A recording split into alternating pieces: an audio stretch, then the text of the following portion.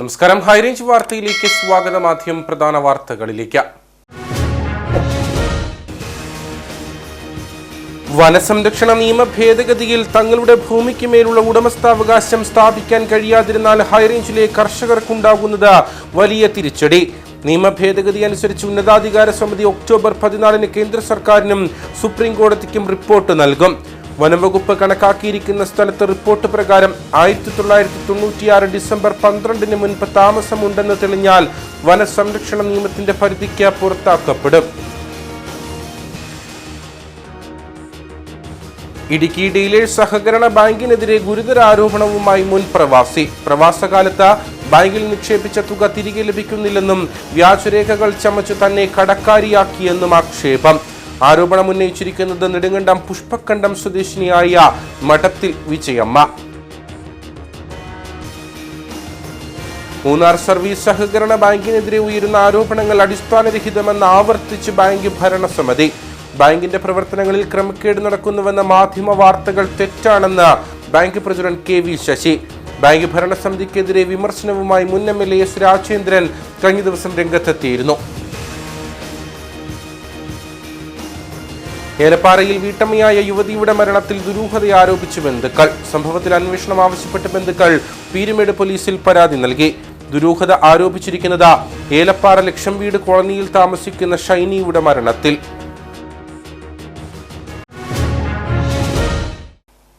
വിശദമായ വാർത്തകളിലേക്ക്.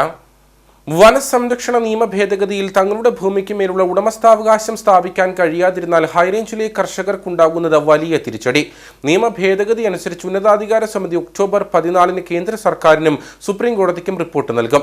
വനംവകുപ്പ് കണക്കാക്കിയിരിക്കുന്ന സ്ഥലത്ത് റിപ്പോർട്ട് പ്രകാരം 1996 ഡിസംബർ 12 മുൻപ് താമസമുണ്ടെന്ന് തെളിഞ്ഞാൽ വനസംരക്ഷണ നിയമത്തിന്റെ പരിധിക്ക് പുറത്താക്കപ്പെടും. അല്ലാത്തപക്ഷം കർഷകർ ഉൾപ്പെടെയുള്ളവർ നിലവിൽ താമസിക്കുന്ന വിവിധ മേഖലകൾ വനനിയമത്തിൽ ഉൾപ്പെട്ടേക്കാം. 1980 ഒക്ടോബർ 24 ശേഷം വനമായി പ്രഖ്യാപിക്കപ്പെട്ടിട്ടുള്ള ഭൂപ്രദേശത്ത് 1996 ഡിസംബർ 12 മുമ്പ് ആരെങ്കിലും താമസിക്കുകയോ കാലി വളർത്തുകയോ കച്ചവടം നടത്തുകയോ ചെയ്തിരുന്നതായി തെളിഞ്ഞാൽ ആ ഭൂമി വനസംരക്ഷണ നിയമത്തിന്റെ പരിധിക്ക് പുറത്തായിരിക്കുമെന്നാണ് വനനിയമത്തിലെ സുപ്രധാന ഭാഗം. ഇതിൽ ഇടുക്കിയിലെ CHR പ്രദേശം ഉൾപ്പെടെയുള്ള ഹൈറേഞ്ചിന്റെ വിവിധ മേഖലകൾ ഉൾപ്പെടുന്നുണ്ട്. ഇവിടെയെല്ലാം നിയമത്തിന്റെ ആനുകൂല്യം ലഭിക്കുകയും ചെയ്യും. വനഭൂമിയിൽ ഉണ്ടായിരുന്ന കർഷകരും ആദിവാസികളും കച്ചവടക്കാരും അടക്കമുള്ളവർക്ക് അവരുടെ ഭൂമി അവകാശം തെളിയിക്കുന്ന രേഖകൾ ഹാജരാക്കി വനസംരക്ഷണ നിയമത്തിന്റെ പരിധിയിൽ നിന്ന് ഒഴിവാക്കാൻ അവസരം പ്രഖ്യാപിക്കപ്പെട്ടിരുന്നു. വനേതര പ്രവർത്തനം നടത്തിയവരുടെ വിവരങ്ങൾ ശേഖരിച്ച കേന്ദ്ര സർക്കാരിനും സുപ്രീം കോടതിക്കും നൽകുന്നതിനായി കേന്ദ്ര വനം മന്ത്രാലയം കേരളത്തിൽ ഉന്നതാധികാര സമിതിയെ രൂപീകരിച്ചിരുന്നു. ഈ സമിതിയുടെ കാലാവധി സെപ്റ്റംബറിൽ അവസാനിക്കും. ഒപ്പം ഒക്ടോബർ 14 കേന്ദ്ര സർക്കാരിനും സുപ്രീം കോടതിക്കും റിപ്പോർട്ടും നൽകും. എന്നാൽ ഈ ഒരു സമിതിയെക്കുറിച്ച് പൊതുജനങ്ങൾക്ക് അറിവില്ലാത്തത് വലിയ തിരിച്ചടിയാണ് സമ്മാനിച്ചത്. സർക്കാർ അടക്കം ഇക്കാര്യത്തിൽ വേണ്ടത്ര ഗൗരവം കാണിച്ചില്ലെന്ന ആക്ഷേപവും ശക്തമാണ്. തീർച്ചയായിട്ടും സർക്കാരും വനം വകുപ്പും അത്തരത്തിലുള്ള ഉത്തരവാദിത്തപ്പെട്ട രാഷ്ട്രീയ പാർട്ടികളും എല്ലാം ഏറ്റെടുത്ത് ചെയ്യേണ്ട ഒരു പ്രവൃത്തി അവർ മനഃപൂർവമോ അല്ലാതെയോ ഇത് ജനങ്ങളിൽ നിന്നും മറച്ചു വയ്ക്കപ്പെട്ടിട്ടുള്ള സാഹചര്യത്തിലാണ് ഈ കർഷക കൂട്ടായ്മകൾ ഉണർന്ന് പ്രവർത്തിക്കുവാനും ഇത്തരത്തിൽ ജനങ്ങളിലേക്ക് ഇത്തരത്തിലൊരു ഉന്നതാധികാര സമിതി ഉണ്ട് എന്നും അതിലൂടെ കൃഷിക്കാർക്ക് അവരുടെ ഭൂമി അവരുടേതായി മാറ്റാൻ കഴിയുന്ന സാഹചര്യം ഉണ്ട് എന്നും ഞങ്ങൾ അറിയിക്കാനിടയായിട്ടുള്ളത്. ഇത്തരത്തിലുള്ള പഞ്ചായത്ത് ഇതിനകത്ത് വീഴ്ച വന്നിട്ടുണ്ട്. ത്രിതല പഞ്ചായത്തുകളെ ഇത്തരത്തിൽ ഒരു കാര്യവും അറിയിച്ചിട്ടില്ല.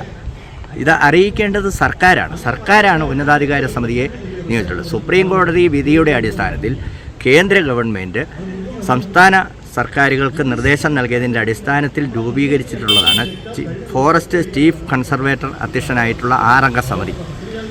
ആ 6 അംഗ സമിതിയാണ് ഇത്തരത്തിൽ ആളുകളിലേക്ക് ഈ വിവരങ്ങൾ പറയേണ്ടതും അപേക്ഷ സ്വീകരിക്കേണ്ടതും ഏതൊക്കെ ഭൂമിയാണ് വനമെന്നും വനം അല്ലാതെ ജനവാസ മേഖല ഏതൊക്കെയാണ് എന്നും തീരുമാനിക്കേണ്ടത്. ഈ പ്രദേശമൊക്കെ 10-40 വർഷങ്ങൾക്ക് മുൻപ് ജണ്ടയിട്ട് വനം വകുപ്പ് തിരിച്ചു പോയിട്ടുള്ളതാണ്. എന്നിട്ടും ഈ ജണ്ടയ്ക്കുള്ളിലും ജണ്ടയ്ക്ക് വെളിയിലും വനം വകുപ്പിന് ഭൂമിയുണ്ട് എന്ന അവകാശം കാലങ്ങളായി നിലനിൽക്കുന്ന ഒരു സാഹചര്യം. ജണ്ടയ്ക്ക് പുറത്ത് സ്ഥലമില്ല, വനം വകുപ്പിന് സ്ഥലമില്ല എന്നുള്ളത് ഈ ഉന്നതാധികാര സമിതിയെ ബോധ്യപ്പെടുത്തുന്നതിന് വേണ്ടിയിട്ടാണ് ഈ ശ്രമങ്ങളൊക്കെ നടക്കുന്നത്. ഇടുക്കിയുടെ വിവിധ മേഖലകൾ ആനുകൂല്യത്തിൽ ഉൾപ്പെടാൻ അർഹതയുള്ളതാണ്. വനസംരക്ഷണ നിയമത്തിന്റെ പരിധിയിൽ നിന്ന് ഒഴിവാക്കാൻ സംസ്ഥാനത്ത് ഏറ്റവും അധികം പരാതി ലഭിക്കുകയും ഇടുക്കിയിൽ നിന്നായിരിക്കും. നിലവിൽ നിയമത്തിന്റെ ആനുകൂല്യം ആളുകളിലേക്ക് എത്തിക്കാൻ കർഷക സാമൂഹിക സംഘടനകൾ മാത്രമാണ് രംഗത്ത് വന്നത്. കൂടുതൽ പരാതികൾ സ്വീകരിക്കാനും നിയമ ഭേദഗതിയുടെ പ്രാധാന്യം ജനങ്ങളിലേക്ക് എത്തിക്കാനും കാലാവധി നീട്ടിയില്ലെങ്കിൽ ഹൈറേഞ്ചിന്റെ വിവിധ മേഖലകളിൽ കർഷകർ ഉൾപ്പെടെയുള്ളവരുടെ ഭൂമി വനനിയമത്തിൽ ഉൾപ്പെട്ടേക്കാം. വനസംരക്ഷണ നിയമ ഭേദഗതി പ്രകാരം നിയമ ആനുകൂല്യം ലഭ്യമാക്കാൻ കാഞ്ചിയാറിൽ പരാതി സ്വീകരിക്കൽ നടപടിയുടെ ഭാഗമായി യോഗം ചേർന്നു. കർഷകർ ഉൾപ്പെടെയുള്ളവർക്ക് തങ്ങളുടെ ഭൂമി വനസംരക്ഷണ നിയമത്തിന്റെ പരിധിയിൽ നിന്ന് ഒഴിവാക്കുവാനായിട്ടാണ് വനംവകുപ്പ് ഉന്നത അധികാരികൾക്ക് പരാതി നൽകുന്നത്. കർഷക സാമൂഹിക സംഘടനകളുടെ നേതൃത്വത്തിലാണ് യോഗം വിളിച്ചു ചേർത്തത്. കേന്ദ്ര വനസംരക്ഷണ നിയമ ഭേദഗതി പ്രകാരം വനംവകുപ്പിന്റെ നിയന്ത്രണത്തിൽ നിന്ന് ഭൂമി ഒഴിവാക്കണമെന്നാവശ്യപ്പെട്ടിട്ടുള്ള പരാതികൾ രേഖകൾ സഹിതം സമർപ്പിക്കുന്ന പ്രവർത്തനങ്ങളാണ് കാഞ്ചിയാർ അഞ്ചുരുളിയിൽ ആരംഭിച്ചിരിക്കുന്നത്. ഇതുമായി ബന്ധപ്പെട്ട് കർഷക സാമൂഹിക സംഘടനകളുടെ നേതൃത്വത്തിലാണ് യോഗം വിളിച്ചു ചേർത്തത്. അഞ്ചുരുളിയിൽ സംഘടിപ്പിച്ച യോഗം Akhila Thiruvithamkoor Malayaraya Mahasabha president K P Sankaran ഉദ്ഘാടനം ചെയ്തു. വനമേഖലയിൽ നിന്നും ജനവാസ മേഖലയിൽ വേർതിരിക്കുന്നതും അതിന് അടിസ്ഥാനപരമായ മാർഗനിർദ്ദേശങ്ങൾ നൽകി ആ പ്രക്രിയ പൂർത്തിയാക്കുക എന്നുള്ളതാണ് അതിൻ്റെ ഏറ്റവും പ്രധാനപ്പെട്ടത്. അതിന് ഗവൺമെൻറ്റിൻ്റെ ഒരു ഡേറ്റ് നിശ്ചയിച്ചിരുന്നു. അതായത് ഈ പ്രക്രിയയെല്ലാം പൂർത്തിയായതിനു ശേഷം സെപ്റ്റംബർ മാസം 14-ാം തീയതി 2024 സെപ്റ്റംബർ മാസം 14-ാം തീയതി ഈ കാര്യങ്ങളെല്ലാം ക്രോഡീകരിച്ചുകൊണ്ട് എന്താണ് ഞാൻ അതിലേക്ക് വരാം. ആ കാര്യങ്ങളെല്ലാം ക്രോഡീകരിച്ചുകൊണ്ട് കേന്ദ്ര ഗവൺമെൻറ്റിന് റിപ്പോർട്ട് സംസ്ഥാന സർക്കാർ കൊടുക്കേണ്ടതായിരുന്നു. സംസ്ഥാന സർക്കാർ കേന്ദ്ര ഗവൺമെൻറ് കൊടുക്കേണ്ട ഡേറ്റ് എന്ന് പറയുന്നത് 2024 ഒക്ടോബർ 24 7 മാസം 4-5 മാസമാണ് നമുക്ക് അവശേഷിക്കുന്നത്. 1996 ഡിസംബർ 12-ന് മുമ്പായി വനഭൂമിയിൽ ഉണ്ടായിരുന്ന കർഷകർ, ആദിവാസികൾ, കച്ചവടക്കാരടക്കമുള്ളവർ തങ്ങളുടെ ഭൂമിയുടെ അവകാശം തെളിയിക്കുന്നതിനുള്ള രേഖകൾ ഹാജരാക്കി വനസംരക്ഷണ നിയമപരിധിയിൽ നിന്ന് ഒഴിവാക്കുന്നതിനുള്ള അവസരം പ്രയോജനപ്പെടുത്തണം. വനേതര പ്രവർത്തനം നടത്തിയവരുടെ വിവരങ്ങൾ ശേഖരിച്ച കേന്ദ്ര സർക്കാരിനും സുപ്രീം കോടതിക്കും റിപ്പോർട്ട് നൽകുന്ന ഉന്നതാധികാര സമിതിയുടെ കാലാവധി ഒക്ടോബർ 14-ന് അവസാനിക്കും. അതിനു മുമ്പായി രേഖകളടക്കം ഹാജരാക്കി വനനിയമത്തിന്റെ പരിധിയിൽ നിന്നും തങ്ങളുടെ സ്ഥലം സംരക്ഷിക്കാനായിട്ടാണ് പരാതി സമർപ്പിക്കുന്നത്. ഇതുമായി ബന്ധപ്പെട്ട് പൊതുജനങ്ങൾക്ക് കൃത്യമായ വിവരം ലഭ്യമാവാത്തതിനാൽ ജനങ്ങൾക്ക് അവബോധം സൃഷ്ടിക്കുക എന്ന ലക്ഷ്യത്തോടെയാണ് യോഗം സംഘടിപ്പിച്ചത്. യോഗത്തിൽ കാഞ്ചിയാർ ഗ്രാമപഞ്ചായത്ത് അംഗം ഷാജി വേലംപറമ്പിൽ അധ്യക്ഷനായിരുന്നു. BB Rajan, advocate Shine Varghese, Ratheesh Varakumala, KP Philip, Jimmichan Elamthuruthiyil, Babu Pulimuttil, James Painadath, PC Mathew, Ayyappan, PJ Sathyapalan, B Unnikrishnan Nair, Shaji Choorakkattu തുടങ്ങിയവർ സംസാരിച്ചു.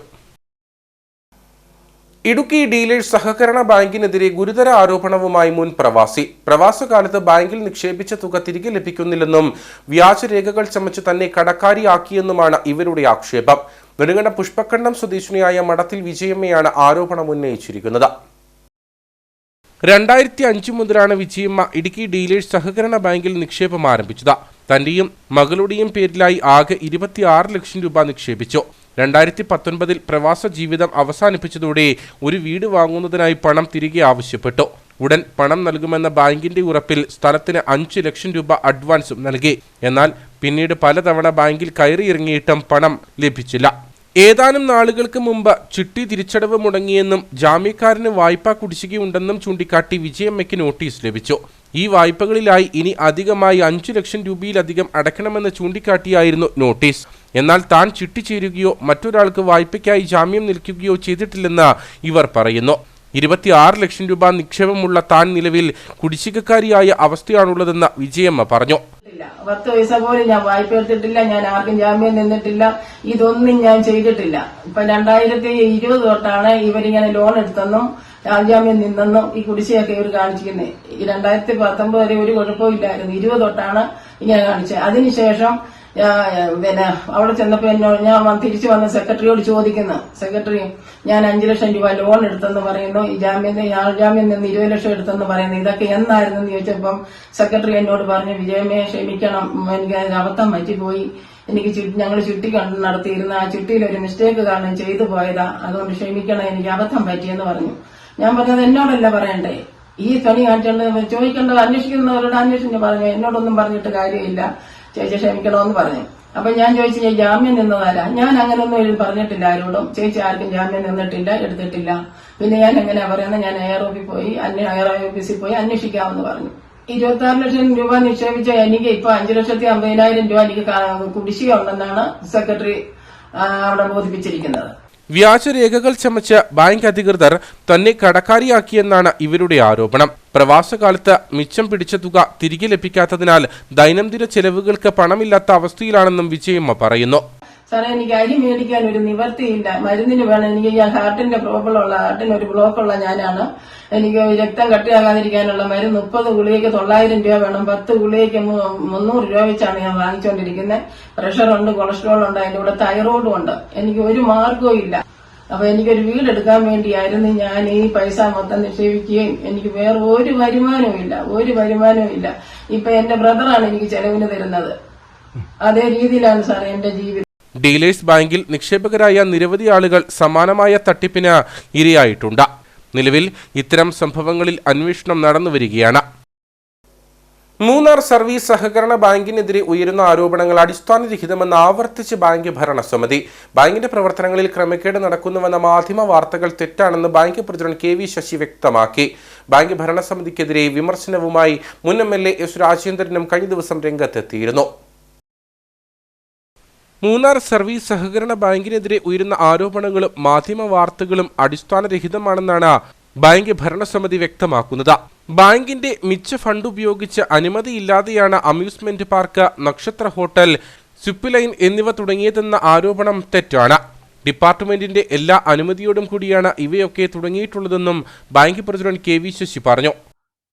ഏറ്റവും പ്രധാനമായി അതിനകത്ത് വന്ന ഒരു വാർത്ത, ബാങ്കിന്റെ മിച്ച ഫണ്ട് ഉപയോഗിച്ച് അനുമതിയില്ലാതെ ഞങ്ങൾ അമ്യൂസ്മെൻറ്റ് പാർക്ക്, ഈ ഹോട്ടൽ, സിബ് ലൈൻ തുടങ്ങിയെന്നാണ് ഒന്നാമത്തെ ഒരാക്ഷേപം. അതിൻ്റെ ഡിപ്പാർട്ട്മെൻറ്റിൻ്റെ എല്ലാ അനുമതികളുടെയും പേപ്പർ ഇവിടെയുണ്ട്. നിങ്ങൾക്കിത് നോക്കാവുന്നതും നിങ്ങൾക്ക് തരാൻ വേണ്ടി അതിൻ്റെ കോപ്പി എടുത്തു വെച്ചിട്ടുണ്ട്. എല്ലാത്തിൻ്റെ അനുമതി ഞങ്ങൾ വാങ്ങിയിട്ടുണ്ട്. ഇതാണ് ആ പേപ്പറുകളെല്ലാം ഇവിടെയുണ്ട്. രണ്ടാമത്തെ കാര്യം അതിനകത്ത് ഉന്നയിച്ചിരിക്കുന്നത്, ഇങ്ങനെ ഓഡിറ്റിൻ്റെ കുറേ റിപ്പോർട്ട് എന്ന് പറഞ്ഞിങ്ങനെ ഓഡിറ്റ് പേപ്പറുകൾ കാണിച്ചുകൊണ്ടുള്ള ഒരിതാണ്. ഓഡിറ്റിൽ വൻ ക്രമക്കേട് എന്നും പറഞ്ഞുകൊണ്ടാണ്. ഒന്ന്, ബാങ്കിങ് വ്യവസായം പോലെയല്ല ബാങ്കിൻ്റെ അനുബന്ധ വ്യവസായം. ബാങ്കിന് GST വേണ്ട. എന്നാൽ ഹോട്ടലിൽ ഒരു നേരത്തെ ഭക്ഷണം വിറ്റ് കഴിഞ്ഞ് കഴിഞ്ഞാൽ അതിന് 5% GST അടയ്ക്കണം. ഇവിടെ മുറി വിറ്റാൽ 12% GST അടയ്ക്കണം. അപ്പം ഹോട്ടലിൻ്റെ കണക്ക് സെപ്പറേറ്റ് ആണ്. GST ഉള്ളതുകൊണ്ട് സെപ്പറേറ്റ് ആണ്. മാർച്ച് മാസം 31-ാം തീയതി എല്ലാ മാസവും കണക്ക് നോക്കും. മാർച്ച് മാസം 31-ാം തീയതി എല്ലാ കണക്കുകളും ക്ലബ് ചെയ്താണ് ബാങ്കിൻ്റെ ബാലൻസ് ഷീറ്റ് എടുക്കുന്നത്. ഇതാണ് യാഥാർത്ഥ്യം. അത് നമ്മുടെ നീതി മെഡിക്കൽ സ്റ്റോറിന് GST അടയ്ക്കണം. അമ്യൂസ്മെൻറ്റ് പാർക്കിന്, സിബ് ലൈനും GST അടയ്ക്കണം. അപ്പോൾ ബാങ്കിൻ്റെ കണക്കും ഈ കണക്കും കൂടെ തമ്മിൽ 3ഉം 4ഉം 4ആയിട്ടാണ് പോകുന്നത്. മാർച്ച് മാസം 31-ാം തീയതിയാണ് ഈ കണക്കുകൾ ക്ലബ് ചെയ്യുന്നത്. അതാണ് യാഥാർത്ഥ്യം. ബാങ്കിൻ്റെ കണക്കിനകത്തേക്ക് കയറ്റിയാൽ ആവശ്യമില്ലാതെ ബാങ്ക് GST അടയ്ക്കേണ്ടി വരും. ഈ കാര്യങ്ങൾ സത്യസന്ധമായി മനസ്സിലാക്കാതെയാണ് ഈ വാർത്തകൾ പ്രസിദ്ധീകരിക്കുന്നത്. കണക്കുകളിൽ പിഴവുണ്ടെന്ന ആരോപണവും അടിസ്ഥാനരഹിതമാണെന്ന് ബാങ്ക് അധികൃതർ വ്യക്തമാക്കി. ബാങ്ക് ഭരണസമിതിക്കെതിരെ വിമർശനവുമായി മുൻ MLA S രാജേന്ദ്രനും കഴിഞ്ഞ ദിവസം രംഗത്തെത്തിയിരുന്നു.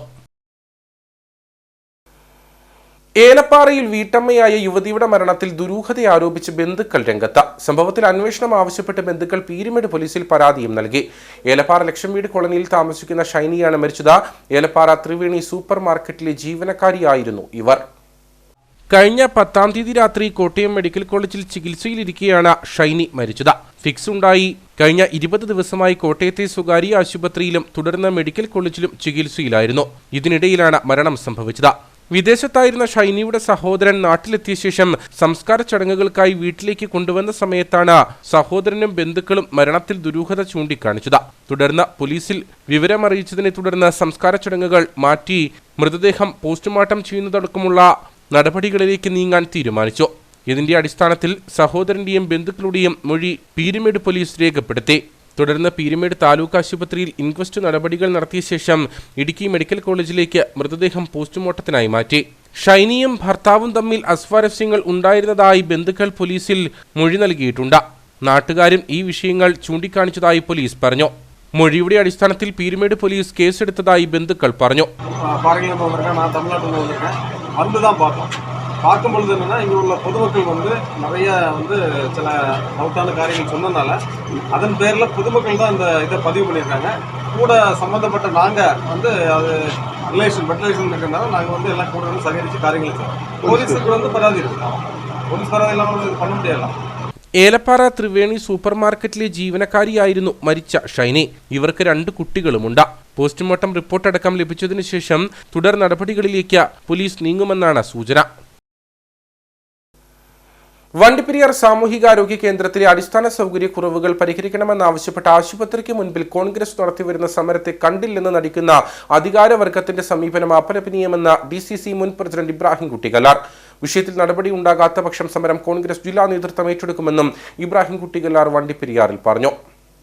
ഈ സമരത്തെ ശക്തമായി പരിഗണിച്ചുകൊണ്ട് അടിയന്തരമായി കിടത്തി ചികിത്സ ഉൾപ്പെടെയുള്ള കാര്യങ്ങൾക്ക് ഡോക്ടറെ അനുവദിച്ചുള്ള തീരുമാനമുണ്ടാകുന്നില്ലെങ്കിൽ ഈ സമരം ജില്ലയാകമാനം വ്യാപിപ്പിച്ചുകൊണ്ട് ശക്തമായി മുമ്പോട്ട് കൊണ്ടുപോകാനുള്ള ശ്രമങ്ങളുമായിട്ട് ഞങ്ങൾ മുമ്പോട്ട് പോകും. ഇവിടെ ഈ വണ്ടിപ്പെരിയാർ ഇടുക്കി ജില്ലയിലെ തന്നെ ഏറ്റവും പ്രധാനപ്പെട്ട ഒരു വാണിജ്യ ആസ്ഥാനമാണ്. മാത്രമല്ല ശബരിമലയിലെ ഏറ്റവും സുപ്രധാനമായിട്ടുള്ള ഇടത്താവളമാണ്. പുല്ലുമേട് ദുരന്തമുണ്ടായിരുന്ന ഘട്ടത്തിൽ നമ്മൾ ഓർക്കുന്നുണ്ടായിരിക്കും, ഈ ആശുപത്രിയിൽ 102ഓളം മൃതദേഹങ്ങൾ ഇവിടെ തന്നെ പോസ്റ്റ്മോർട്ടം ചെയ്ത് അതിനു വേണ്ടതായിട്ടുള്ള സാഹചര്യമുണ്ടാക്കി. അതേപോലെ തന്നെ കടന്നുപോകുന്ന NHന്റെ പ്രദേശങ്ങളിൽ, സമീപ പ്രദേശങ്ങളിൽ നിരന്തരമായിട്ടുള്ള അപകടങ്ങളും അതേപോലെ തന്നെ 24 hours ആക്സിഡന്റൽ ആയിട്ടുള്ള കാര്യങ്ങൾ കൈകാര്യം ചെയ്യേണ്ടതായിട്ടുള്ള ഒരു ആശുപത്രിയാണ് വണ്ടിപ്പെരിയാർ CHC. അപ്പോൾ അതുകൊണ്ട് അതിന്റെ പ്രാധാന്യങ്ങൾ അധികാരികളായിട്ടുള്ള ആളുകളെ പറഞ്ഞു മനസ്സിലാക്കേണ്ട കാര്യമില്ല. ഇവിടെ ഒരു ഡോക്ടർ 24 മണിക്കൂറും ഇല്ല എന്നുള്ള സാഹചര്യം ഉണ്ടാകുന്നുവെങ്കിൽ അത് ഈ ജില്ലയിലെ ആരോഗ്യവകുപ്പ് അധികാരികളുടെയും അതേപോലെ തന്നെ ജില്ലാ ഭരണകൂടത്തിന്റെയും ഏറ്റവും ഗുരുതരമായിട്ടുള്ള വീഴ്ചയാണ്. ആ വീഴ്ച പരിഹരിക്കാൻ യുദ്ധകാലാടിസ്ഥാനത്തിലുള്ള തീരുമാനമുണ്ടാക്കണം. ദുരഭിമാനം മാറ്റിവെച്ചുകൊണ്ട് ഈ കാര്യത്തിൽ പരിഹാരമുണ്ടാക്കണം എന്നാണ് ഞങ്ങൾക്ക് ശക്തമായി ആവശ്യപ്പെടാനുള്ളത്. ഗവൺമെന്റ് ഈ കാര്യത്തിൽ യുദ്ധകാലാടിസ്ഥാനത്തിലുള്ള തീരുമാനം ഉടനടി എടുക്കണം എന്നുള്ളതാണ് ഞങ്ങൾക്ക് ആരോഗ്യമന്ത്രി അടക്കമുള്ള ആളുകളോട് ആവശ്യപ്പെടാനുള്ളത്. മോട്ടോർ തൊഴിലാളി ഫെഡറേഷൻ INTUC ഇടുക്കി ജില്ലാ കമ്മിറ്റിയുടെ ഏകദിന ശില്പശാല കട്ടപ്പനയിൽ നടന്നു. സഹകരണ ബാങ്ക് ഓഡിറ്റോറിയത്തിൽ നടന്ന പരിപാടി മോട്ടോർ തൊഴിലാളി ഫെഡറേഷൻ സംസ്ഥാന പ്രസിഡന്റ് മലയാലപ്പുഴ ജ്യോതിഷ് കുമാർ ഉദ്ഘാടനം ചെയ്തു. നിർമ്മിത ബുദ്ധിയുടെ കടന്നുവരവ്, മോട്ടോർ മേഖലയിൽ ഓൺലൈൻ ടാക്സിയുടെ രംഗപ്രവേശം, ഇലക്ട്രിക് വാഹനങ്ങളുടെ വർധനവ്, പുതിയ ട്രാഫിക് റോഡ് സുരക്ഷാ നിയമങ്ങൾ, ഡ്രൈവിംഗ് സ്കൂൾ മേഖലയിലെ പരിഷ്കാരങ്ങൾ എന്നിവ ശില്പശാലയിൽ ചർച്ച ചെയ്തു. മോട്ടോർ തൊഴിലാളി ക്ഷേമനിധി ബോർഡിൽ അംഗങ്ങളായി പുതിയതായി ചേരുന്നതിനും കുടിശ്ശിക പുതുക്കുന്നതിനും ശില്പശാലയിൽ സൗകര്യം ഒരുക്കിയിരുന്നു. ഇടുക്കി ജില്ലയിൽ നിന്നും തെരഞ്ഞെടുക്കപ്പെട്ട 115 പ്രതിനിധികളാണ് ശില്പശാലയിൽ പങ്കെടുത്തത്. INTUC ജില്ലാ പ്രസിഡന്റ് രാജാ മാട്ടൂക്കാരൻ അധ്യക്ഷത വഹിച്ച യോഗം മോട്ടോർ തൊഴിലാളി ഫെഡറേഷൻ സംസ്ഥാന പ്രസിഡന്റ് മലയാലപ്പുഴ ജ്യോതിഷ് കുമാർ ഉദ്ഘാടനം ചെയ്തു. ട്രാഫിക് പരിഷ്കാരങ്ങളും അതിന് ഗുണവും ദോഷവും ഒക്കെ ഉണ്ട്. പക്ഷേ ഒരു ഡ്രൈവറോട് അധികാരികളുടെ സമീപനം പണ്ടത്തെ അപേക്ഷിച്ച് ഒരുപാട് മാറി. പണ്ടൊക്കെ SI ഓരോ ജംഗ്ഷനിലങ്ങോട്ട് വന്ന് നിന്ന SI ചാടി ഇറങ്ങി പാടാൻ വേറെ ഭാഷകളൊക്കെയായിരുന്നു വിളിക്കുന്നത്. ഇപ്പോൾ അങ്ങനെയൊന്നും വിളിക്കാൻ പാടില്ലെന്ന് നിയമം വന്നു. അങ്ങനെയൊക്കെ വിളിക്കുന്ന ഒരു പോലീസ് ഉദ്യോഗസ്ഥനുണ്ടെങ്കിൽ, ഒരു മോട്ടോർ വെഹിക്കിൾ ഇൻസ്പെക്ടർ ഉണ്ടെങ്കിൽ, ഒരു RTO ഉണ്ടെങ്കിൽ അയാളെ കൈകാര്യം ചെയ്യാനുള്ള വിദ്യാഭ്യാസവും ശേഷിയും സംഘടനാ ശക്തിയുമുള്ള തൊഴിലാളികൾ മോട്ടോർ മേഖലയിലുണ്ട് എന്നുള്ളതുകൊണ്ട് അത്തരം പീഡനങ്ങൾക്കൊക്കെ ഒരു പരിധിവരെ കുറവുണ്ടായിട്ടുണ്ട് എന്നതുകൊണ്ട് മാന്യമായ ഒരു തൊഴിലായി മോട്ടോർ മേഖലയിലെ ജോലി മാറിയിട്ടുണ്ട് എന്നുള്ളതാണ്. KPCC general secretary advocate S Asokan, UDF ജില്ലാ chairman Joy Vettikuzhy, G Muniyandi, PR Ayyappan, D Kumar, Shahul Hameed, Santhosh Ambilivilasam, KS Siddique, Rahul Rajendran, Raju Baby, KC Biju, Biju Daniel, Prasanth Raju തുടങ്ങിയവർ സംസാരിച്ചു. മോട്ടോർ തൊഴിലാളി ക്ഷേമ ബോർഡ് പദ്ധതിയും ആനുകൂല്യങ്ങളും എന്ന വിഷയത്തിൽ കോട്ടയം ജില്ലാ executive officer Manoj Sebastian class നയിച്ചു. ഇടുക്കി 8-ാം മൈലിൽ ചക്ക തലയിൽ വീണ വൃദ്ധൻ മരിച്ചു. കല്ലോലിക്കൽ ദാമോദരൻ നായരാണ് മരിച്ചത്. ഉച്ചകഴിഞ്ഞ് 3:00ഓടെയായിരുന്നു സംഭവം. ചക്കയിടാനായി പ്ലാവിൽ ഏണി ചാരുന്നതിനിടെ ചക്ക തലയിൽ പതിക്കുകയായിരുന്നു. ഉടൻ കട്ടപ്പനയിലെ സ്വകാര്യ ആശുപത്രിയിൽ എത്തിച്ചെങ്കിലും ജീവൻ രക്ഷിക്കാനായില്ല. മൃതദേഹം ആശുപത്രി മോർച്ചറിയിലേക്ക് മാറ്റി. പൂപ്പാറ ടൗണിൽ കാട്ടാന ഇറങ്ങി. ജനവാസ മേഖലയിൽ കാട്ടാന ഇറങ്ങിയതോടെ ജനങ്ങൾ പരിഭ്രാന്തിയിലായി. വൈകിട്ട് 4:45ഓടെയാണ് ഒറ്റയാൻ പൂപ്പാറയിലെത്തിയത്. ടൗണിന് സമീപത്തെത്തിയ മുറിവാലൻ നാട്ടുകാർ ബഹളം വെച്ചതിനെ തുടർന്ന് മുള്ളംതണ്ട് മേഖലയിലേക്ക് നീങ്ങി. വൈകിട്ടോടെ പൂപ്പാറ ടൗണിന് സമീപമെത്തിയ മുറിവാലൻ കുമ്പൻ ഏറെ നേരം നാടിനെ മുൾമുനയിൽ നിർത്തി. ടൗണിലെ ഒരു ഹോട്ടലിന് 100 മീറ്റർ അകലെ എത്തിയ ഒറ്റയാനെ കാണാൻ വാഹനങ്ങൾ നിർത്തി യാത്രക്കാർ കൂട്ടത്തോടെ റോഡിലിറങ്ങിയതും പരിഭ്രാന്തി സൃഷ്ടിച്ചു. ചിന്നക്കനാൽ സ്പെഷ്യൽ RRT യൂണിറ്റ് അംഗങ്ങൾ ആനയെ കാട്ടിലേക്ക് തുരത്താൻ ശ്രമിക്കുന്നതിനിടെ ആന ദേശീയപാതയിലിറങ്ങി. സ്ഥലത്തെത്തിയ ശാന്തൻപാറ പോലീസിന് ആളുകളെ നിയന്ത്രിക്കാൻ ഏറെ പാടുപെടേണ്ടി വന്നു. ചിലർ ആന നിന്നിരുന്ന തേയിലത്തോട്ടത്തിലേക്ക് ഇറങ്ങിയതും ആളുകൾ ബഹളം വെച്ചതും ആനയെ പ്രകോപിപ്പിച്ചു. വനപാലകരും RRT അംഗങ്ങളും ഏറെ പണിപ്പെട്ടാണ് ആനയെ ഇവിടെ നിന്ന് തുരത്തിയത്. എസ്റ്റേറ്റ് പൂപ്പാറ ചെമ്പാല ഭാഗത്തേക്കാണ് ഒറ്റയാൻ പോയത്. ജനവാസ മേഖലയായ ഇവിടെ ആളുകളോട് ജാഗ്രത പാലിക്കാൻ വനംവകുപ്പ് ഉദ്യോഗസ്ഥർ അറിയിച്ചു. ശക്തമായ മഴയെ തുടർന്ന് വണ്ടിപ്പെരിയാർ MG കോളനിയിൽ വീടിന്റെ ഒരു ഭാഗം ഇടിഞ്ഞു വീണു. ഷൺമുഖം രാമലക്ഷ്മി ദമ്പതികളുടെ വീടിന്റെ ഒരു ഭാഗമാണ് ഇടിഞ്ഞു വീണത്. അപകട സമയം വീട്ടിലുണ്ടായിരുന്ന 7 പേർ അത്ഭുതകരമായി രക്ഷപ്പെട്ടു. വണ്ടിപ്പെരിയാർ വാളാടി MG കോളനിയിൽ താമസക്കാരായ ഷൺമുഖം രാമലക്ഷ്മി ദമ്പതികളുടെ വീടിന്റെ ഭിത്തിയാണ് ശക്തമായ മഴയിൽ ഇടിഞ്ഞു വീണത്. വീട്ടിലുണ്ടായിരുന്ന കുട്ടികളും കിടപ്പ് രോഗികളും ഉൾപ്പെടെ 7 പേർ അപകടത്തിൽ നിന്നും അത്ഭുതകരമായാണ് രക്ഷപ്പെട്ടത്. വീടിന്റെ മുൻഭാഗത്തെ ഭിത്തി മറുവശത്തേക്ക് ഇടിഞ്ഞു വീഴുകയായിരുന്നു. SC വിഭാഗക്കാരായ ഇവർ 20 വർഷം പഴക്കമുള്ള വീട്ടിലാണ് കഴിഞ്ഞിരുന്നത്. വീട് പുനർനിർമ്മിക്കുന്നതിനായി യാതൊരുവിധ സഹായവും ഇവർക്ക് ലഭിച്ചിട്ടില്ല. ജില്ലാ കളക്ടർ അടക്കമുള്ളവർക്ക് നിവേദനങ്ങൾ സമർപ്പിച്ചിട്ടും വീട് പുനർനിർമ്മിക്കുന്നതിനാവശ്യമായ സഹായം ലഭിച്ചില്ലെന്ന് ഷൺമുഖം രാമലക്ഷ്മി ദമ്പതികളുടെ മകൻ രഞ്ജിത്ത് പറഞ്ഞു. ഞങ്ങൾ ഇവിടെ ഒരു 6 തലമുറകളായിട്ട് ഞങ്ങൾ ഇവിടെ ജീവിക്കുക. ഞങ്ങൾ SC വിഭാഗത്തിൽപ്പെട്ടവരാണ്. എൻ്റെ അച്ഛനും അമ്മയും വയ്യാതായിട്ട് 5 വർഷമായി. അച്ഛനും അമ്മയും വയ്യാതെ വീട്ടിലിരിക്കുന്നു. നമ്മൾ ഇവിടെ വന്ന് താമസിക്കാൻ നമ്മൾ എത്രയോ അപേക്ഷകളും ഗ്രാമപഞ്ചായത്തിലും അവിടെ ഇവിടെ നമ്മളെല്ലാം ചെയ്തിട്ടുണ്ട്. ഒരാൾ നമ്മളെ തിരിഞ്ഞു നോക്കിയില്ല. ഇന്നലെ രാത്രി ഞങ്ങൾ ഇവിടെ ഇല്ലെങ്കിൽ ഞങ്ങളുടെ അച്ഛനും അമ്മയും മരിച്ചേ. വീട്ടിലെ ഗൃഹനാഥൻ കിടപ്പിലായിട്ട് 4 വർഷങ്ങൾ കഴിഞ്ഞു. മക്കളും കൊച്ചുമക്കളും ഉൾപ്പെടെ കാലപ്പഴക്കം ചെന്ന ഈ വീട്ടിലാണ് കഴിയുന്നതെന്ന് രാമലക്ഷ്മി പറയുന്നു. വീട്ടിൽ കയറൊക്കെ തുടങ്ങി 20 വർഷമായിട്ട് 20 വർഷം ഒരു കംപ്ലൈൻറ്റ് ഇല്ലാന്ന് പറഞ്ഞിട്ട് ഇപ്പോൾ രാത്രി இந்த வீடு இடிஞ்சு விழுந்துருச்சு. பிள்ளைங்க நாங்கள் எல்லோரும் இப்போ படுத்து கிடந்தோம். என் புருஷன் படுத்து 4 வருஷம் ஆச்சு. நான் கண் ஆப்ரேஷன் பண்ணிட்டு வந்து 3 மாதம் ஆச்சு. இதில் இருக்கையில் ராத்திரி 2 மணி ஆனப்போ சுவர் இடிஞ்சு விழுந்துருச்சு. தெய்வமாக பார்த்தா எங்களை காப்பாற்றிருக்கு. இங்கிட்டாமல் விழுந்ததுனால அங்கே தப்பிச்சோம். அங்கிட்டு விழுந்துருந்தா நாங்கள் எல்லாம் காலி காத்துருவோம். அவ்வளோ ரீதியாக இருந்துச்சு. வீட்டுக்காரருக்கு எந்திரிக்க கூட முடியல. நாங்களாவது எந்திரிச்சோம், அவருக்கு எந்திரிக்க கூட முடியல. அப்படி இருக்காரு படுக்கையில். என்ன செய்வோம் ஏது செய்வோம்னு தெரியல. பஞ்சாயத்துலேயும் சொல்லிட்டோம், நம்பருக்கும் அபேஷம் வச்சுட்டோம், കളക്ടർക്കും എഴുതി കൊടുത്താச்சு. ഇതുവരെ എങ്ങൾക്ക് ഒരു തീരുമാനം കിടക്കില്ല. വീടിന്റെ മുൻഭാഗം തകർന്നതോടെ ഇനി എന്തു ചെയ്യണമെന്ന് അറിയാത്ത അവസ്ഥയിലാണ് ഇവർ. അടച്ചുറപ്പുള്ള ഒരു വീട് ലഭ്യമാക്കുന്നതിന് അധികാരികൾ ഇടപെടുമെന്ന പ്രതീക്ഷയിലാണ് കുടുംബം. മാലിന്യ സംസ്കരണ പ്രവർത്തനങ്ങൾ പഠിക്കുന്നതിനായി ചങ്ങനാശ്ശേരി നഗരസഭാ അംഗങ്ങൾ ഇരട്ടിയാർ ഗ്രാമപഞ്ചായത്ത് സന്ദർശിച്ചു. ഇരട്ടിയാറിലെ ആധുനിക MRF മോഡൽ ചില്ല് മാലിന്യ കേന്ദ്രം, തുമ്പൂർമൊഴി അടക്കമുള്ള മാലിന്യ സംസ്കരണ സംവിധാനങ്ങൾ നഗരസഭാ ഭരണസമിതിയും ഉദ്യോഗസ്ഥരും കണ്ടു മനസ്സിലാക്കി. ഹരിത കേരള മിഷന്റെ മാതൃകാ പഞ്ചായത്തായ ഇരട്ടിയാർ ഗ്രാമപഞ്ചായത്തിലെ മാലിന്യ സംസ്കരണ പ്രവർത്തനങ്ങൾ മാതൃകയാക്കുവാനാണ് ചങ്ങനാശ്ശേരി നഗരസഭയിൽ നിന്നും ചെയർപേഴ്സന്റെ നേതൃത്വത്തിലുള്ള കൗൺസിലർമാരും ജീവനക്കാരും ഇരട്ടിയാറിലെത്തിയത്. സംസ്ഥാനത്ത് തന്നെ ഏറെ ശ്രദ്ധ നേടിയിരിക്കുന്ന ഹരിതകർമ്മസേനയും മികച്ച മാലിന്യ സംസ്കരണ പ്രവർത്തനങ്ങൾ കാഴ്ചവെക്കുന്ന ഹരിത കേരള മിഷന്റെ മാതൃകാ പൈലറ്റ് പഞ്ചായത്ത് കൂടിയാണ് ഇരട്ടിയാർ. വീണ്ടും ഇത് MCF എല്ലാം ഒന്നും കൂടെ വിപുലീകരിച്ചുകൊണ്ട് മുന്നോട്ട് പോകാനാണ് പഞ്ചായത്തിന്റെ തീരുമാനം, ഭരണസമിതിയുടെ തീരുമാനം. ഇതോടൊപ്പം തുമ്പൂർമൊഴി മോഡലിലുള്ള ഫുഡ് വേസ്റ്റ് കളക്ഷന് ജൈവ വളമാക്കി മാറ്റിക്കൊണ്ടിരിക്കുകയാണ്. അതിന്റെ പ്രവർത്തനങ്ങൾ നന്നായിട്ട് നടക്കുന്നു. അതുപോലെ വിൻഡ്രോ കമ്പോസ്റ്റിന്റെ പണികളും പൂർത്തീകരിച്ചുകൊണ്ടിരിക്കുന്നു. ഇപ്പോൾ പല ജില്ലകളിൽ നിന്ന്, പല പഞ്ചായത്തുകളിൽ നിന്നും, നഗരസഭകളിൽ നിന്നൊക്കെ നമ്മുടെ പഞ്ചായത്തിനെ മോഡലാക്കിക്കൊണ്ട് ഇതിന്റെ പ്രവർത്തനങ്ങൾ പഠിക്കാനായിട്ട് ഇന്ന് ചങ്ങനാശ്ശേരി നഗരസഭയിൽ നിന്നും ഒരു ടീം അംഗങ്ങൾ ഇത് പഠിക്കുന്നതിന് വേണ്ടി ഇരട്ടിയാർ ഗ്രാമപഞ്ചായത്തിലേക്ക് ഇന്ന് എത്തിച്ചേരുകയാണ്. ഇരട്ടിയാറിലെ മാലിന്യ സംസ്കരണം കാണുന്നതിനും പഠിക്കുന്നതിനുമായാണ് ചങ്ങനാശ്ശേരി നഗരസഭയുടെ നേതൃത്വത്തിൽ പഠനയാത്ര നടത്തുകയും മാതൃകാ പദ്ധതികൾ കണ്ടു മനസ്സിലാക്കുകയും ചെയ്തത്. കൂടാതെ സംസ്ഥാന സർക്കാരിന്റെ ഭാഗത്തു നിന്നും മറ്റ് തദ്ദേശ സ്ഥാപനങ്ങളിൽ നിന്നും ഇരട്ടിയാർ ഗ്രാമപഞ്ചായത്തിൽ വരും ദിവസങ്ങളിൽ സന്ദർശനം നടക്കും.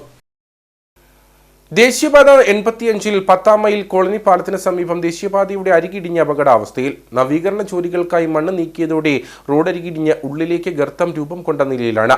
അടിയന്തരമായി ഇവിടെ സംരക്ഷണ ഭിത്തി നിർമ്മിച്ചില്ലെങ്കിൽ റോഡ് ഇടിഞ്ഞ് അപകടമുണ്ടാകാനുള്ള സാധ്യത ഏറെയാണ്. ദേശീയപാത നവീകരണത്തിന്റെ ഭാഗമായുള്ള സംരക്ഷണ ഭിത്തി നിർമ്മാണത്തിനായി വിവിധയിടങ്ങളിൽ മണ്ണ് നീക്കിയതിനൊപ്പമായിരുന്നു 10-ാം മൈൽ കോളനി പാലത്തിന് സമീപവും പാതയോരത്തു നിന്ന് മണ്ണ് നീക്കിയത്. ഈ ഭാഗമാണിപ്പോൾ അപകടാവസ്ഥയിലുള്ളത്. മണ്ണ് നീക്കിയ ഭാഗത്ത് റോഡിന്റെ അരികിടിഞ്ഞ് ഉള്ളിലേക്ക് ഗർത്തം രൂപം കൊണ്ട നിലയിലാണ്. ഭാരവാഹനങ്ങൾ പോകുമ്പോൾ പാത ഇടിഞ്ഞാൽ വലിയ അപകടത്തിന് ഇടവരുത്തുമെന്ന് പ്രദേശവാസികൾ പറഞ്ഞു. കൊച്ചി മധുര ദേശീയപാത വാൾറ കോളനിപ്പാലത്തിന് സമീപം റോഡിൻ്റെ സംരക്ഷണ ഭിത്തിയുടെ മൺതിട്ട ഇടിഞ്ഞ് അവിടെ അള്ളച്ചു പോയതിനാൽ അവിടെ ഏത് നിമിഷവും വലിയ ഭാരവാഹനങ്ങൾ വന്നു കഴിഞ്ഞാൽ ഇടിഞ്ഞ് ഈ മറിഞ്ഞ് അവന് അപകടം ഉണ്ടാകാൻ സാധ്യതയുണ്ട്. എത്രയും പെട്ടെന്ന് ഹൈവേ അധികൃതർ റോഡിൻ്റെ സംരക്ഷണ ഭിത്തി കെട്ടി അപകട സാധ്യത കുറയ്ക്കുന്നതിന് വേണ്ടിയുള്ള നടപടി സ്വീകരിക്കണമെന്നാണ് ഞങ്ങൾക്ക് പറയാനുള്ളത്. റോഡിലൂടെ പോകുമ്പോൾ അരികിടിഞ്ഞ് റോഡിന്റെ ഉൾഭാഗം പൊള്ളയായ വിവരം പെട്ടെന്ന് തിരിച്ചറിയാനാകില്ല. മഴ പെയ്താൽ ഇടിഞ്ഞ ഭാഗം കൂടുതൽ ഇടിയാനുള്ള സാധ്യത നിലനിൽക്കുകയാണ്. അങ്ങനെ സംഭവിച്ചാൽ റോഡിന് ബലക്ഷയമുണ്ടാകും. റോഡ് കൂടുതലായി ഇടിയും മുമ്പേ സംരക്ഷണ ഭിത്തി നിർമ്മിച്ച അപകടാവസ്ഥ ഒഴിവാക്കണമെന്നാണ് ആവശ്യം. SSLC +2 പരീക്ഷകളിൽ ഉന്നത വിജയം കരസ്ഥമാക്കിയ കുട്ടികളെ the aided school teachers cooperative സൊസൈറ്റിയുടെ നേതൃത്വത്തിൽ അനുമോദിച്ചു. മന്ത്രി റോഷി അഗസ്റ്റിൻ അനുമോദന യോഗം ഉദ്ഘാടനം ചെയ്തു. SSLC +2 പരീക്ഷകളിൽ ഉന്നത വിജയം കരസ്ഥമാക്കിയ കുട്ടികളെ അനുമോദിക്കുന്നതിനായാണ് കട്ടപ്പനയിൽ യോഗം സംഘടിപ്പിച്ചത്. സൊസൈറ്റി പ്രസിഡന്റ് ജോർജ് കുട്ടി MV അധ്യക്ഷത വഹിച്ച യോഗം സംസ്ഥാന ജലവിഭവ വകുപ്പ് മന്ത്രി റോഷി അഗസ്റ്റിൻ ഉദ്ഘാടനം ചെയ്തു.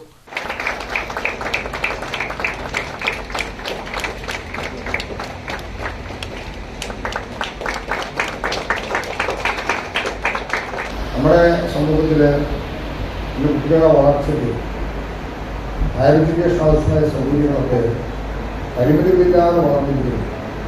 ഏത് തരത്തിലും എവിടെയും പോകാനും പഠിക്കാനും പഠിക്കാനും ഒക്കെയുള്ള സാഹചര്യങ്ങളുണ്ട്. അതുകൊണ്ട് തന്നെ നമുക്ക് അവസരങ്ങൾ കാത്ത് നമ്മളെ നോക്കിയിരിക്കുന്നു എന്നുള്ളതാണ് പ്രധാനപ്പെട്ട കാര്യം.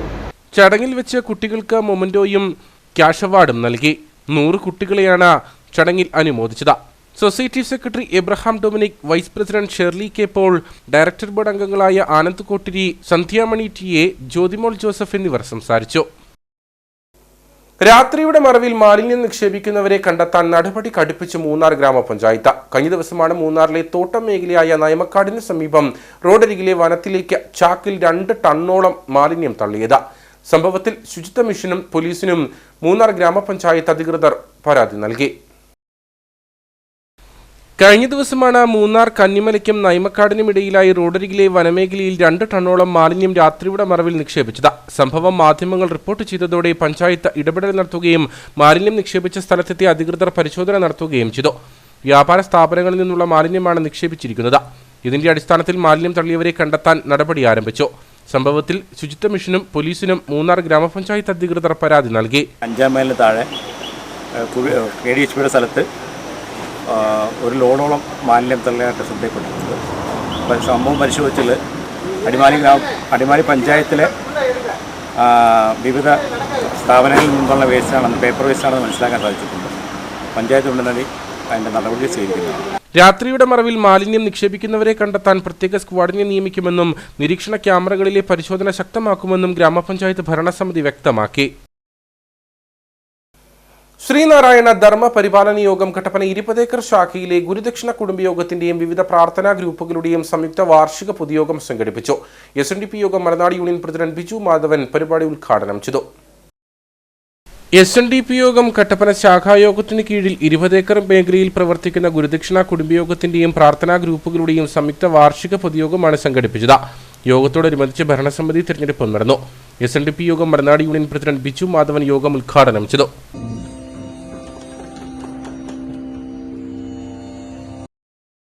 ജാതിമത ചിന്താഗതികൾക്ക് അതീതമായി സമൂഹത്തിൽ സാഹോദര്യ സ്നേഹം വളരണം എന്ന ഗുരുവിന്റെ ഏറ്റവും വലിയ ആഗ്രഹം. അതല്ലെങ്കിൽ ആ വലിയ സന്ദേശം പ്രചരിപ്പിക്കുക എന്നുള്ളതാണ് ശ്രീനാരായണീയായ നമ്മൾ ഓരോരുത്തരുടെയും കടമ. ഒരുപക്ഷെ ഗുരുവിന്റെ സന്ദേശങ്ങളും നിർദ്ദേശങ്ങളും കാഴ്ചപ്പാടുകളും ഈ സമൂഹത്തിൽ ഇല്ലായിരുന്നുവെങ്കിൽ ഈ കേരളം ജാതിമത ചിന്താഗതികൾക്ക് അതീതമാകാതെ ആ ചട്ടക്കൂടിനകത്ത് നിന്നുകൊണ്ട് തന്നെ കുടുംബത്തിൽ മാത്രം വിശ്വസിച്ചുകൊണ്ട് ഒതുങ്ങിക്കൂടുന്ന ഒരു പ്രവണത ഉണ്ടായിരുന്നു. പക്ഷെ ഇതിപ്പോ നമുക്കറിയാം, ഇടുക്കിയിൽ പ്രത്യേകിച്ച് നമ്മുടെ ഈ മലയോര മേഖലയിലൊക്കെ അങ്ങനെ ഒരു ചിന്താഗതി ഇല്ലാതെ എല്ലാവരും സൗഹാർദ്ദത്തിന്റെ പാതയിലാണ്. പൊതുയോഗത്തോടനുബന്ധിച്ച് കുടുംബയോഗം അംഗങ്ങൾ അവതരിപ്പിച്ച വിവിധ കലാപരിപാടികൾ നടന്നു. SNDP യോഗം മലനാട് യൂണിയൻ സെക്രട്ടറി വിനോദ് ഉത്തമൻ മുഖ്യപ്രഭാഷണം നടത്തി. ശാഖായോഗം president Santhosh Chadanatta, secretary PD Binu, കുടുംബയോഗം chairman Thankachan Pulikkathadathil, PM Sachindran, AM Sabu Arakkal, CK Valsa, Sheeba Vijayan, Shiji Thankachan, Binu Biju, Suja Muraleedharan, Chandran Karimpanathottiyil തുടങ്ങിയവർ സംസാരിച്ചു. ടാറ്റ അൾട്രോസിന്റെ പുതിയ മോഡലിന്റെ ലോഞ്ചിംഗ് നെടുങ്കണ്ടം ലെക്സൺ ടാറ്റയിൽ നടന്നു. അൾട്രോസ് റേസർ മോഡലാണ് അവതരിപ്പിച്ചത്. മുൻ അൾട്രോസ് മോഡലിൽ നിന്നും വ്യത്യസ്തമായി നിരവധി പുതിയ ഫീച്ചറുകളോടെയാണ് പുതിയ variant Tata പുറത്തിറക്കിയിരിക്കുന്നത്. R1, R2, R3 എന്നിങ്ങനെ 3 വേരിയന്റുകളായാണ് പുതിയ അൾട്രോസ് റേസർ ടാറ്റ അവതരിപ്പിച്ചിരിക്കുന്നത്. ടാറ്റയുടെ ജനപ്രിയ മോഡലായ അൾട്രോസിൽ കൂടുതൽ ഫീച്ചറുകൾ ഉൾപ്പെടുത്തി ഉപഭോക്താവിന് കൂടുതൽ സൗകര്യപ്രദവും സുരക്ഷിതത്വവും ഉറപ്പുവരുത്തുകയാണ് ലക്ഷ്യം. നെടുങ്കണ്ടം ലെക്സൺ ടാറ്റയിലെ ലോഞ്ചിംഗ് കട്ടപ്പന SI ഡിജു നിർവഹിച്ചു. ടാറ്റയുടെ ജനകീയ ഡീലർമാരായ ലെക്സന്റെ ഇടുക്കിയിലെ ഷോറൂമാണ് നെടുങ്കണ്ടത്ത് പ്രവർത്തിക്കുന്നത്. വാഹനങ്ങളുടെ സർവീസിനായി ആധുനിക സൗകര്യങ്ങളോട് കൂടിയ മികച്ച സർവീസ് സെന്ററും നെടുങ്കണ്ടത്തുണ്ട്. ഇനി നേർക്കാഴ്ചയിലേക്ക്.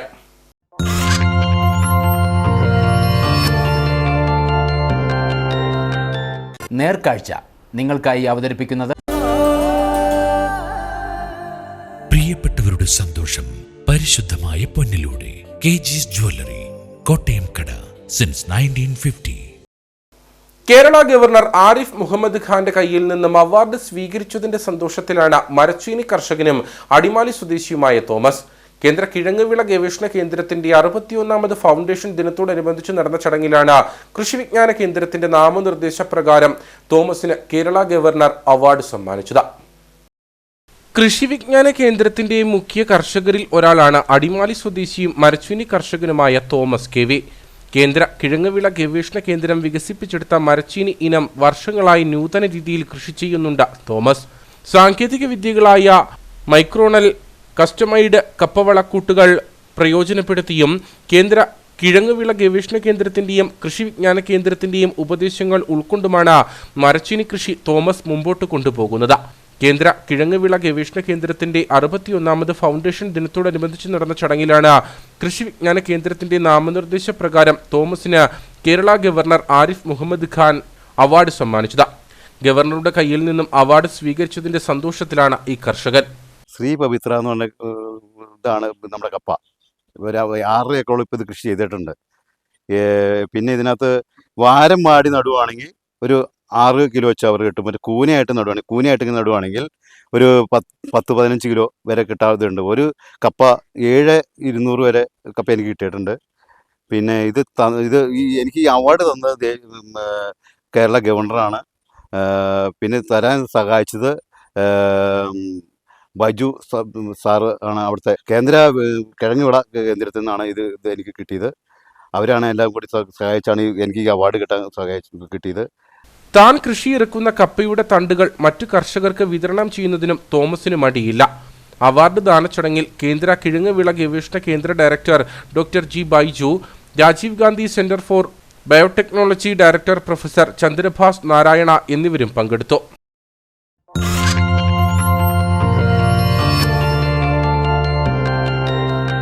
നേർക്കാഴ്ച നിങ്ങൾക്കായി അവതരിപ്പിച്ചത്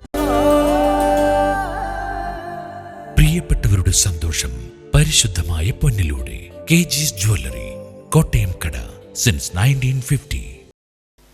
പ്രധാന വാർത്തകളിലേക്ക് ഒരിക്കൽ കൂടി.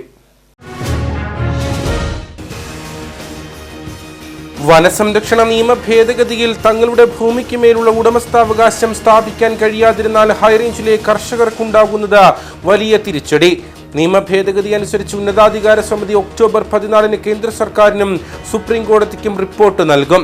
വനംവകുപ്പ് കണക്കാക്കിയിരിക്കുന്ന സ്ഥലത്ത് റിപ്പോർട്ട് പ്രകാരം 1996 ഡിസംബർ 12 മുൻപ് താമസമുണ്ടെന്ന് തെളിഞ്ഞാൽ വനസംരക്ഷണ നിയമത്തിന്റെ പരിധിക്ക് പുറത്താക്കപ്പെടും. ഇടുക്കി ഡീലേഴ്സ് സഹകരണ ബാങ്കിനെതിരെ ഗുരുതര ആരോപണവുമായി മുൻ പ്രവാസി. പ്രവാസകാലത്ത് ബാങ്കിൽ നിക്ഷേപിച്ച തുക തിരികെ ലഭിക്കുന്നില്ലെന്നും വ്യാജരേഖകൾ ചമച്ചു തന്നെ കടക്കാരിയാക്കിയെന്നും ആക്ഷേപം. ആരോപണം ഉന്നയിച്ചിരിക്കുന്നത് നെടുങ്കണ്ടം പുഷ്പക്കണ്ടം സ്വദേശിനിയായ മഠത്തിൽ വിജയമ്മ. മൂന്നാർ സർവീസ് സഹകരണ ബാങ്കിനെതിരെ ഉയരുന്ന ആരോപണങ്ങൾ അടിസ്ഥാനരഹിതമെന്ന് ആവർത്തിച്ച് ബാങ്ക് ഭരണസമിതി. ബാങ്കിന്റെ പ്രവർത്തനങ്ങളിൽ ക്രമക്കേട് നടക്കുന്നുവെന്ന മാധ്യമ വാർത്തകൾ തെറ്റാണെന്ന് bank president K V Sasi. Bank ഭരണസമിതിക്കെതിരെ വിമർശനവുമായി മുൻ MLA S രാജേന്ദ്രൻ കഴിഞ്ഞ ദിവസം രംഗത്തെത്തിയിരുന്നു. ഏലപ്പാറയിൽ വീട്ടമ്മയായ യുവതിയുടെ മരണത്തിൽ ദുരൂഹത ആരോപിച്ച് ബന്ധുക്കൾ. സംഭവത്തിൽ അന്വേഷണം ആവശ്യപ്പെട്ട് ബന്ധുക്കൾ പീരുമേട് പോലീസിൽ പരാതി നൽകി. ദുരൂഹത ആരോപിച്ചിരിക്കുന്നത് ഏലപ്പാറ ലക്ഷം വീട് കോളനിയിൽ താമസിക്കുന്ന ഷൈനിയുടെ മരണത്തിൽ.